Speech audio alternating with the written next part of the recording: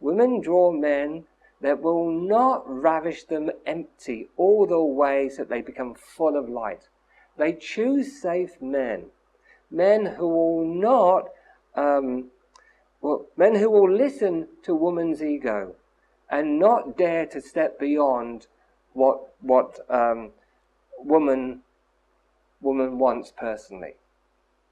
But what woman really wants is a man who could not care less about his ego or her ego. She wants a man who only cares about God, profound love, profound intimacy, and profound connection. That's what she really calls. But that acknowledgement will, if not given too fully, will strike fear in her, because she will look through all the aspects of woman believing that's who she is and not be the light as a feminine.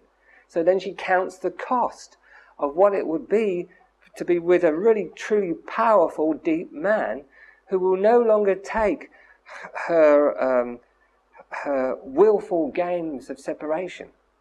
Right? You've got to see this is all pattern. To draw a man that will go the whole way with you, you're going to have to learn to truly surrender to that whole way beyond your boundaries. Such a man will be challenging to be with, right? Yes? Yes. Of course, because isn't it in the same manner challenging to be one with God or one with consciousness? To be one with God or pure consciousness, don't you have to keep letting go of all your egoity? Well, this is what we're talking about. We're talking about a divine practice of intimacy that, though has compassion and heaps of passion, it stays straight and clear and and penetrates into all the falsehoods of woman, all of them, unashamedly revealing everything that she's holding on to in his own body and in hers. Such a man is not a man. Such a man is pure consciousness, the embodiment of the masculine, that is only present now and is a pulse creating the next moment fresh and new. And that's where woman really wants to put her love and energy. She wants a new humanity. She wants a new universe. She wants an intimate partner that constantly obliterates her ego, where she shines through beyond her boundaries. That's what she really wants. Because if she didn't want that, she'd best not draw herself to any man. Do you see what I mean? She'd best try and discover the divinity of oneself on her own. But if you attract a man, you're attracting a mirror of what you are being and becoming. So if you keep having problems with man, I'm speaking to woman, but you can hear the parlay with man. If you keep attracting men that will not go all the way, you'll have to discover what that means. It's because basically you don't want them to. Basically you don't want to be that emptied and become that radiant because of the apparent loss of all your likes and dislikes. So it's a game. It's only until you really love God, which is no thing, but which is radiantly everything, can you begin to understand that intimacy is not about surviving. There's no survival issues in intimacy. Real intimacy is, I'm not going to survive this. That's amazing. Do you follow? And that's going to happen to both man and woman, right? Right? So if you draw a lesser man to you, it's because you have not been true to yourself as he's not being true to himself. And sometimes woman has to check out that man's knowing in direction matches what she knows to be true inside herself.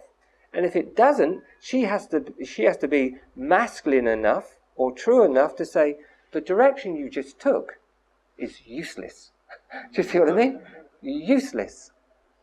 This is why I go this direction. I go this direction, man, because at the moment you don't have the balls to direct me. Are you understanding this, please? Am I too much for you? That's good if I am. Right? You don't have the balls to direct me, so then I might as well be on my own, and I'll just swoon in my own masculine meeting my feminine. And I'll do my own direction because you don't have the balls to get on with this. Is this too much for you? I mean it to be. You know, that's what you do. But if you're with a man, woman, don't you expect him? And it's not a demand, but inside it is. You yearn for him to be true direction so that you can be completely and absolutely freely radiant. That's what you want. But why would you be in a partnership as a woman with a man that will not open to that? I know that's challenging. I mean to challenge you, please. I'm not here just to be pretty with you today. I'm here to be pretty awfully true. Do you follow what I mean?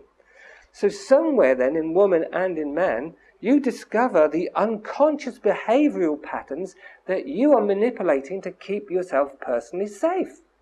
But the love of God is not personally safe, but is absolutely and completely, fully rewarding for God consciousness to reveal itself to you, because you're playing the true game of divinity. You're divining the moment in open surrender. You're divining the moment in deeply knowing what's true and responding to it. So a woman might as well be on her own if the man is not learning through their attraction to direct. This is not telling woman what to do. This is saying that she wants to be swept off her feet. What do you want to do today, love? Oh my God, that's limited. You just get hold of her and go whoosh, and off you go. And she loves that. She loves the masculine taking her, claiming her, and taking her to this exciting place of love. Whether it's in a park, whether it's in the bedroom, whether it's in business, whatever it's in, she loves the strength and power that a man can claim everything she is with nobility and honor, and take her there and say, look at this, my love. Do you see what I'm saying? And of course she also has the power of the masculine, so when he's not around, she doesn't need it then. She's already discovering it in herself. But when they come together, true union is polarity, otherwise it won't work. On your own, you're both. But in intimacy, there must be polarity.